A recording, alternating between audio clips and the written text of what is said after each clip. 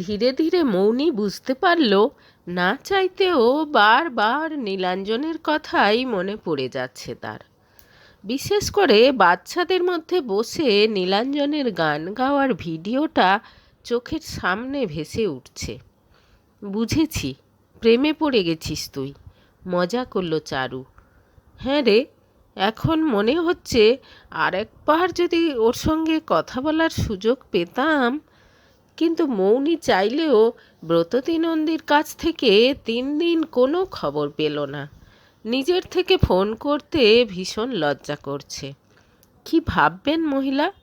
আবার নীলাঞ্জনও এমন কোনো সুযোগ রাখেনি যার ওপর ভিত্তি করে তাকে আবার ফোন করা যায়। ভেতরে ভেতরে অস্থির হয়ে উঠল মৌনি। ঠিক 5 দিন পর ফোন করলেন ব্রততী। ফোন ধরতেই তার গলায় উদ্বেগ প্রকাশ পেল।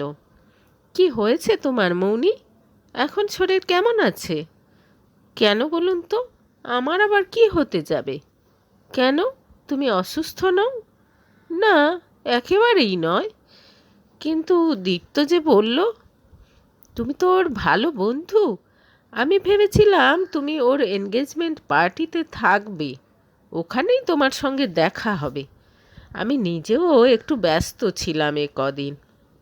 তা দীপ্তকে জিজ্ঞেস করতে ও বলল তোমার নাকি শরীর খারাপ। এবার ঝড়ের গতিতে সব কিছু মাথার মধ্যে খেলে গেল মৌনির।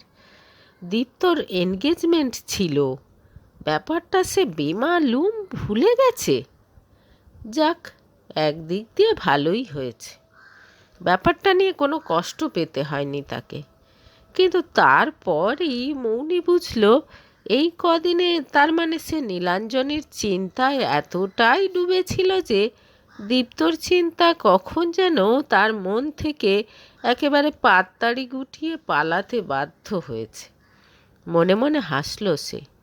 ভগবান যা করেন মঙ্গলের জন্যই করেন। দীপ্তর চাইতে নীলাঞ্জন 1000 গুণে ভালো। বাস্তবে ফিরে এসে সে উত্তর দিল, ও বুঝেছি। হ্যাঁ, আসলে 2 দিন আগে আমার শরীরটা একটু খারাপ হয়েছিল, এখন একদম ভালো আছি। যাক, শোনো, তোমার বাবা মায়ের ফোন নাম্বার আমাকে পাঠিয়ে দাও তো। এরপর ব্রততী একদিন বাড়িতে এসে মৌনি আর নীলাঞ্জনের বিয়ের প্রস্তাব দিয়ে গেলেন। মৌনির মা বাবা খুশি হয়ে তার প্রস্তাব মেনে নিলেন। আন্টি, আমি আপনাকে একটা কথা বলতে চাই, একদিন ব্রততীকে বলল মৌনি। তার মনে হচ্ছে দীপ্তর সঙ্গে তার রিলেশনের ব্যাপারটা চেপে যাওয়া হয়তো উচিত হবে না। পরে জানতে পারলে অযথা জটিলতা সৃষ্টি হতে পারে। সব কিছু শুনে গুম হয়ে কিছুক্ষণ বসে থাকলেন ব্রততী। আমি ভাবতেই পারছি না চন্দ্রিমা এরকম ব্যবহার করতে পারে। যাকগে, ভালোই হয়েছে, কি বলো? চন্দ্রিমার তোমাকে পছন্দ হয়ে গেলে তো আমি তোমাকে পেতাম না। শেষের কথাটা বলতে গিয়ে মৌনিকে আদরে জড়িয়ে ধরলেন তিনি। নিশ্চিন্ত হলো মৌনি। তোমাকে আমি একটা দায়িত্ব দিতে চাই। ছেলেটা আমার খুব লাজুক, নিজে থেকে কখনো এগোবে না। তুমি মাঝে মাঝে ফোন করে ওর সঙ্গে কথা বলার চেষ্টা করো। যদি রেগে যান, মানে উনি তো ব্যস্ত মানুষ। না না, রাগ করবে না, আশ্বাস দিলেন ব্রততী। এরপর একদিন নিজের থেকে নীলাঞ্জনকে ফোন করলো মৌনি। ভালো মন্দ জিজ্ঞেস করার পর দুজনেই তারা কথা খুঁজতে লাগলো। কি মনে করে আলোর কথা তুলল মৌনি, আর সঙ্গে সঙ্গে নীলাঞ্জন যেন একেবারে চেঞ্জ হয়ে গেল। খুব উত্তেজিত হয়ে নানা রকম কথা বলতে লাগলো আলোর সম্পর্কে, ওখানকার বাচ্চাদের সম্পর্কে। মৌনি আলোতে গেছে শুনে তো খুশিতে একেবারে ফেটে পড়ল সে। ফোনের ওপাশ থেকে তার উচ্ছ্বাস আর আবেগ এপারে মৌনিকেও ভীষণভাবে ছুঁয়ে গেল। ব্রততী আন্টি যে এতটুকুও বাড়িয়ে বলেনি বুঝতে পারল মৌনি। কয়েকদিন পর নীলাঞ্জন নিজে থেকেই ফোন করলো মৌনিকে।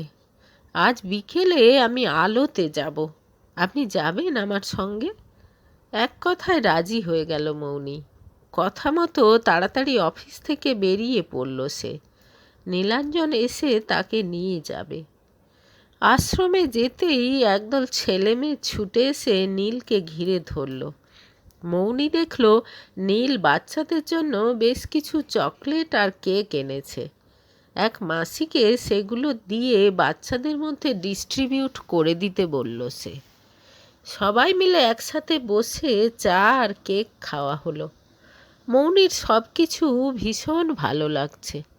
খাওয়ার পর হঠাৎ বাচ্চাদের উদ্দেশ্য করে নীল বলল, তোমাদের এই দিদিটা কিন্তু খুব ভালো গান করে, দিদিকে বলো একটা গান শোনাতে। এমনি বাচ্চারা ছেঁকে ধরল মৌনিকে। বাধ্য হয়ে মৌনি সংকোচের বিহ্বলতা গান ধরল। গান শেষ হতে হাততালি দিয়ে উঠল বাচ্চারা। এবার তোমাদের নীল দাদা গাইবে, প্রতিশোধ নেয়ার জন্য বলল মৌনি। প্রথমে খানিকটা বারণ করলেও একসময় মায়াবন বিহারিণী গান ধরল নীল। সুন্দর ভরাট গলা তার। মুগ্ধ হয়ে শুনল মৌনি। মনটা খুব ভালো হয়ে গেল তার।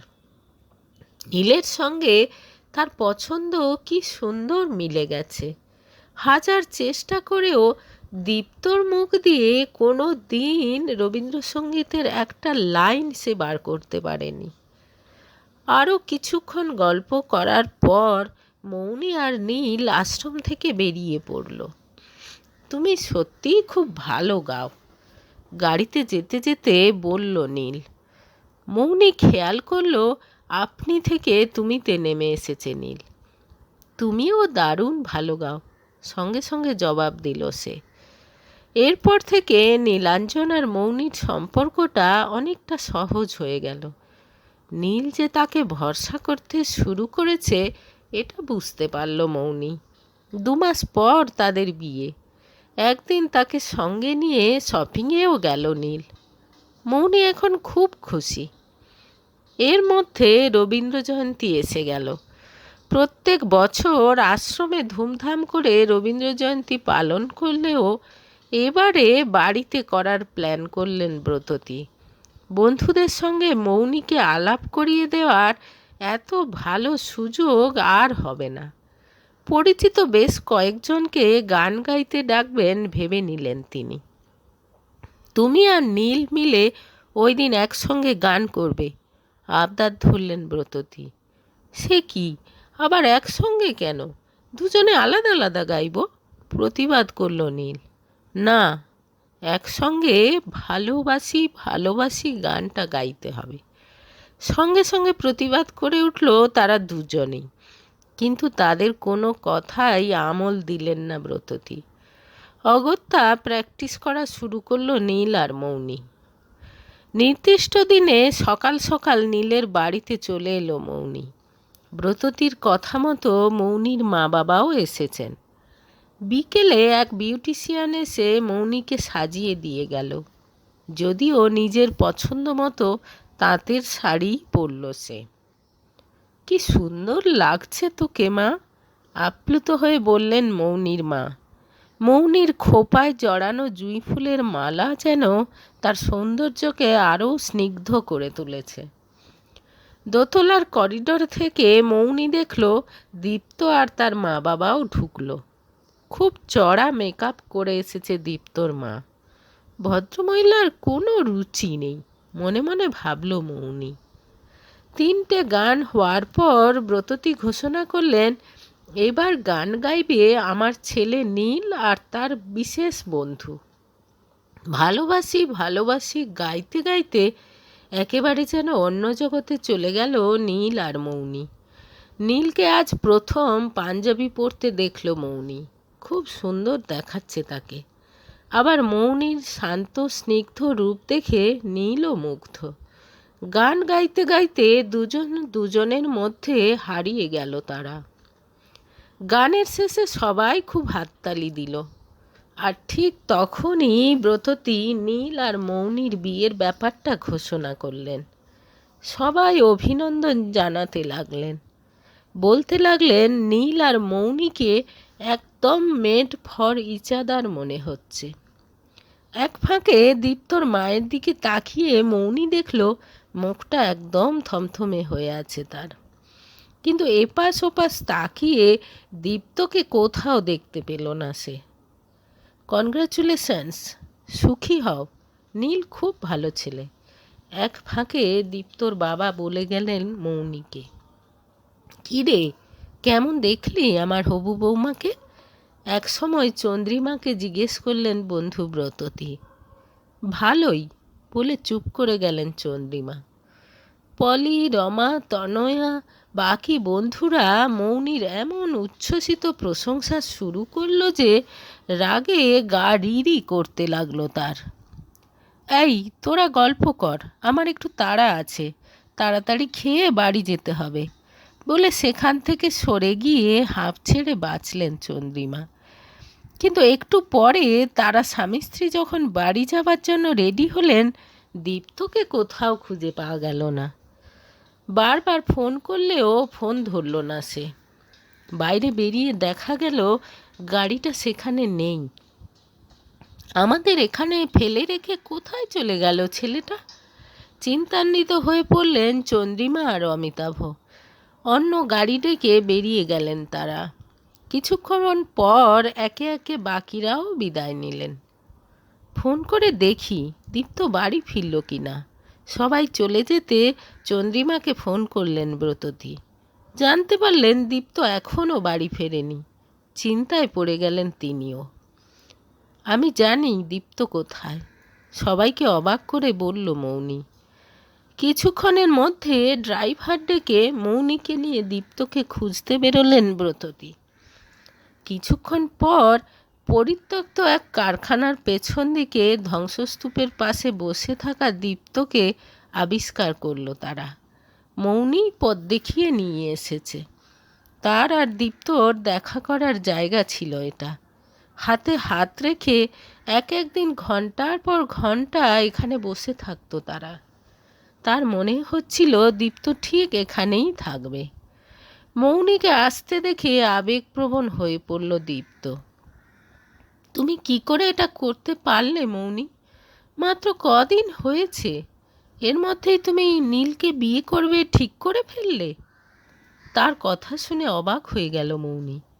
তুমি নিজেই তো আগে নিজের রাস্তা বদল করে নিয়েছো, এখন বলে কি হবে?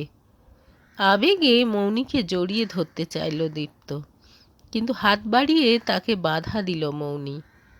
আমাকে তুমি ক্ষমা করো মৌনি, আমি মার কথার বিরুদ্ধে যেতে পারিনি। হাত জোড়ো করে অনুনয় করল দীপ্ত। ভবিষ্যতে কোনো বড় সিদ্ধান্ত নেওয়ার আগে নিজের মাথাটা একটু খাটাবে দীপ্ত, সামনে এগিয়ে এসে বললেন ব্রততী। আর ভেঙে পড়ার কোনো কারণ নেই, কয়েকদিন পরই তো রিমলির সঙ্গে বিয়ে তোমার, দেখবে সব ঠিক হয়ে যাবে। হ্যাঁ আন্টি, কথাটা মনে রাখবো বলে গাড়ির দিকে এগোতে থাকলো দীপ্ত। তার গাড়ির পেছনে পেছনে তার বাড়ি পর্যন্ত এলেন ব্রততী। তারপর দীপ্ত বাড়ির ভেতর ঢুকে যেতে ড্রাইভারকে বাড়ির দিকে গাড়ি ঘোরাতে বললেন তিনি। ফেরার পথে মৌনিকে একটু অন্যমনস্ক দেখলেন তিনি। তোমার কি মন খারাপ মৌনি? হঠাৎ খুব গিল্টি ফিলিং হচ্ছে আন্টি, বলল মৌনি। মনে মনে প্রমাদ গুনলেন ব্রততী। তবে কি তিনি ভুল করলেন?